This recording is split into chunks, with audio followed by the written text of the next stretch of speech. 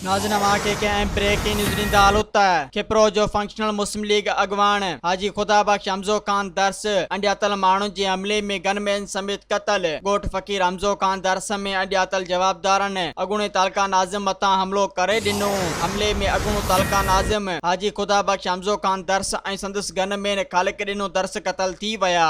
मारिजी वियलनि जा लाश तालका अस्पताल मुंतकिल। वॾे अंग में फंक्शनल मुस्लिम लीग जा कारकुन ऐं हुर जमायत समेत मुख़्तलिफ़ सियासी समाजी माण्हू अस्पताल पहुतल। वाक़े जी पुरज़ोर मज़ामत जॾहिं त ॿिए पासे सोग में खिप्रो शहर मुकमिल तौर ते बंदि थी वियो। क़तल वारे वाक़े खां पोइ पुलिस जा वॾा अटाला खिप्रो शहर पहुतल जॾहिं त हिन वाक़े बाबति पुलिस जो को बि मौक़िफ़ साम्हूं न अची सघियो आहे। मज़ीद ख़बरनि ऐं तफ़सीलात लाइ विज़िट कयो असांजी वेबसाइट www.awamiNewsHD.com ऐं ॾिसंदा रहो अवामी न्यूज़ HD।